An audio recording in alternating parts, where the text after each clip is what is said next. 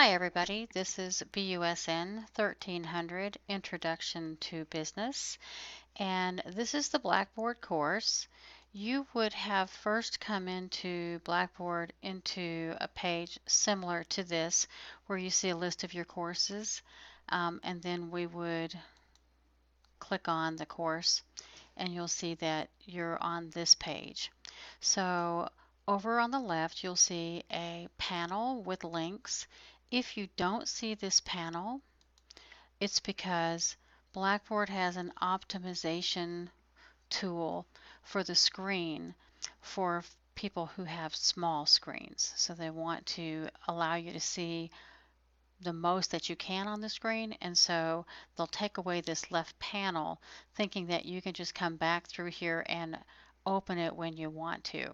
So notice that on the left hand side you may have a different resolution on your screen and it may be very light, but if you roll your mouse up and down this side you'll see this little arrow. Once you click it, it's just a toggle, it's just in and out when you want to see it. So within this panel are a list of links. They're navigational links that'll take you to different parts of the course website. And we're going to start with Start Here. So with the Start Here, you'll see that this is a section that has a lot of panes in it, and some of them include assignments that need to be done in this first week of the course, and others are just informational. So when you see this icon, it looks like a piece of paper that's been turned down on the upper right corner. That's an informational icon. So you just need to read what's in here and do as it suggest. In this case, it's suggesting that you do everything in this section and make sure that you do the assignments before August 22nd so that you don't get withdrawn from the course as a no-show. The second item is an introduce yourself. You see these three pieces of paper with a little tack that says it's a discussion forum, which means that you will be discussing a topic with other students in your class and your teacher as well. In order to access this forum, you would simply click on the link and then click on this link that says create a thread. So you would have wanted to read what it said before you clicked in there because it's just asking you to introduce yourself. It's giving you some ideas about things it may want you to talk about. The next item is your syllabus. The syllabus comes in three parts. Part one are the course competencies. You'll see that this is a web link. You can tell by this icon that it's going to be a link to another page. And it opens up on my computer pretty fast. If you have a slower internet connection at home, it might open a little slower. No worries. As you read through this, you'll just understand a few things about the course. Pay attention to this, Smarter Measure. This is an online course, and Smarter Measures is a tool that Gwinnett Tech has instituted to help students understand their capacity for success in an online course. I highly recommend, it's very short, maybe 15 minutes, highly recommend that you click here and go ahead and complete that before you head on into the course. This will just identify the competencies which would be covered in this course. You'll see them again in the lessons section of Blackboard, and it will just describe the course sort of in detail to you. If you go all the way to the bottom, you'll see that there are some help links there for you. Those are also provided in Blackboard. So I'm going to click out of here and click to part two, which is academic affairs policies. These are college-wide policies that apply to all students. So the grading system is standardized across the board.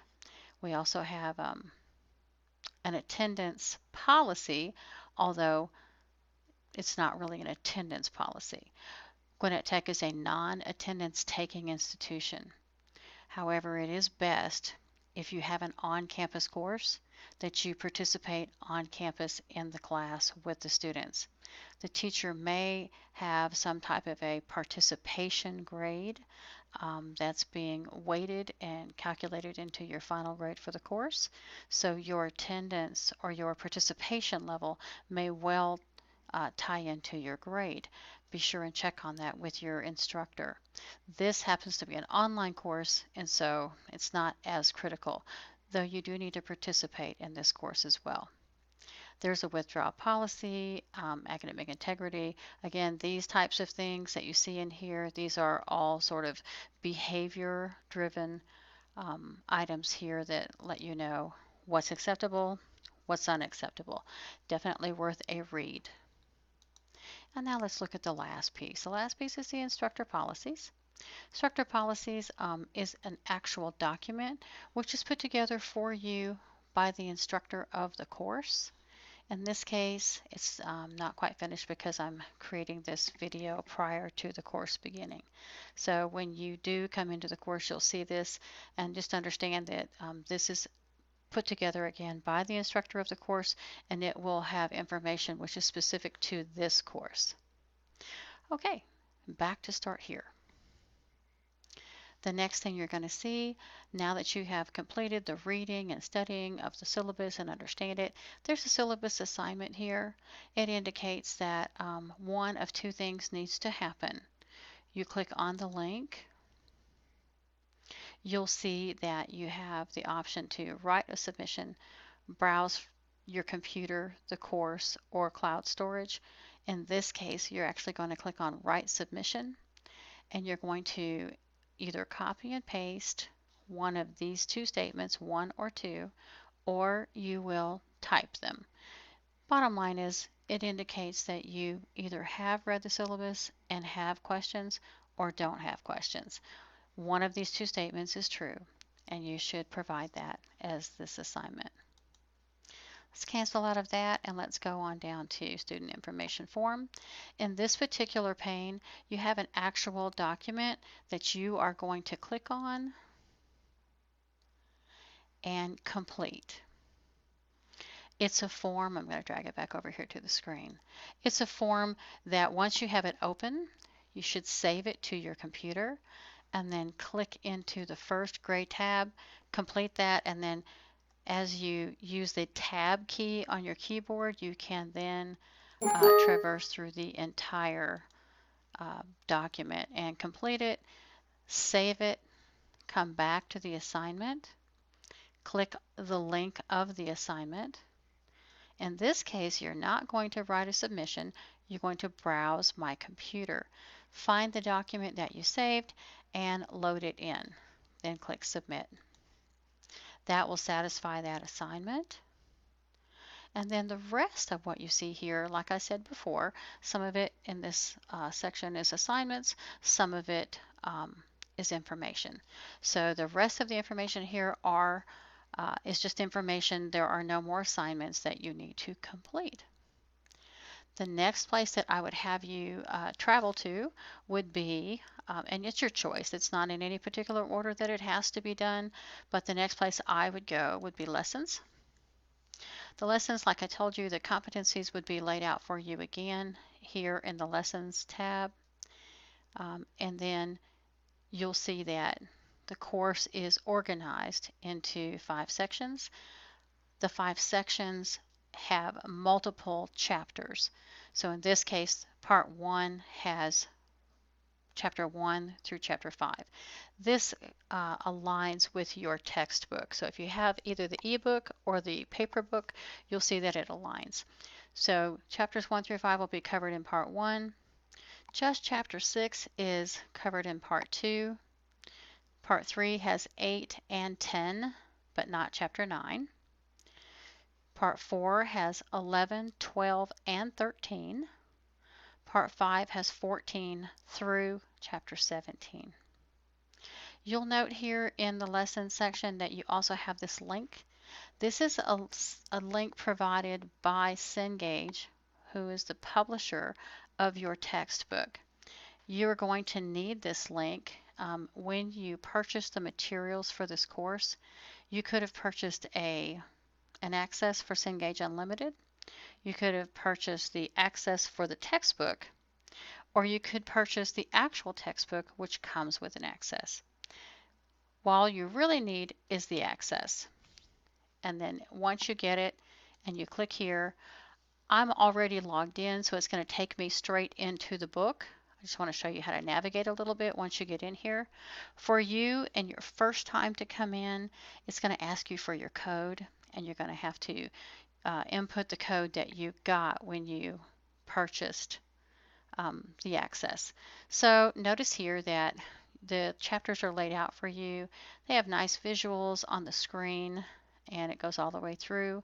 Chapter 17, there's an appendix that probably will not be covered in the course. We just don't have enough time to do all of that. But here we go.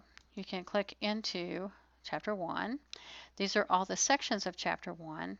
What you really need is the videos. Now, if you have the ebook and you're using the ebook, this is the ebook, just so you know. So this is Chapter 1, Topic 1, C1.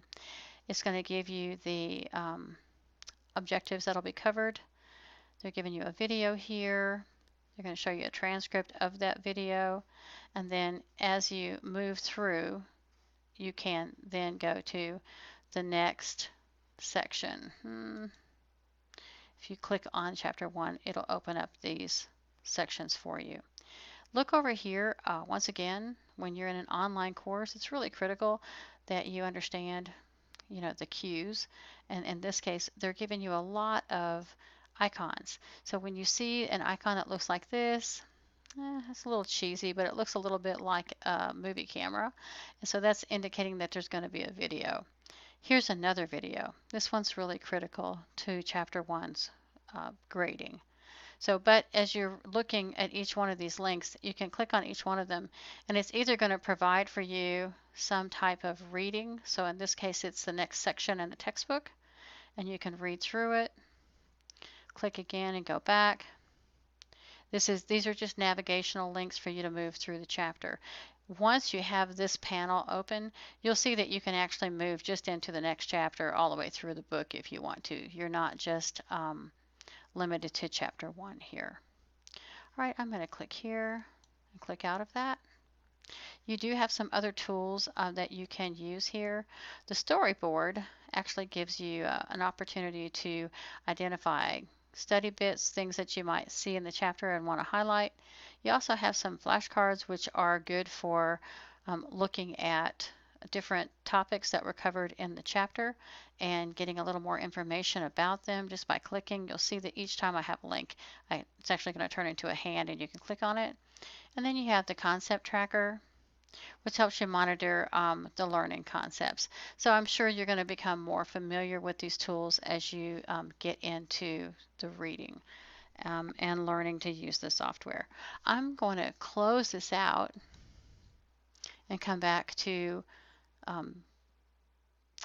the Blackboard Shell course, just because I don't want the video to be forever and a day. The next section I would look at would be the calendar. So we've looked at Start Here, we've looked at lessons. Let's go to the calendar. And in the calendar, you'll note that it is usually populated 2 to 3 weeks in advance so that you can see ahead what's going to be coming. And that is what's been done here as well. Notice that your instructor has given you information such as the semester begins today. And then we've got on Sunday, the 18th, those items that were listed in the Start Here section, the syllabus assignment, the introduction, and the student information sheet, they're all listed here. So they're giving you a reminder here. If you can click in if you want to, they're just giving you a reminder that these items are due on the 18th. On the 19th, again, this is just a reminder. It's letting you know that you should be reading Chapter 1. Chapter 1 assignments are going to be due on August 25. So if you look over to the August 25 date, you'll see that there's a Chapter 1 discussion, which is required and due on that day, as well as a Chapter 1 test. And then Chapter 2, The reading for Chapter 2 begins the next day. Those due dates, if you click in here, you'll see, are due. Those assignments are due on September 3rd, and then you begin reading Chapter 3, and so on. You can navigate to the next month and looking ahead by clicking the navigational arrows up here.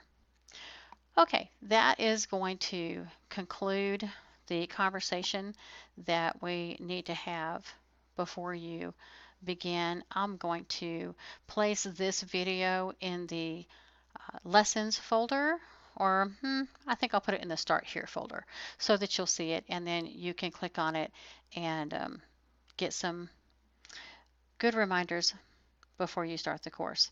Thank you so much. Have a great semester.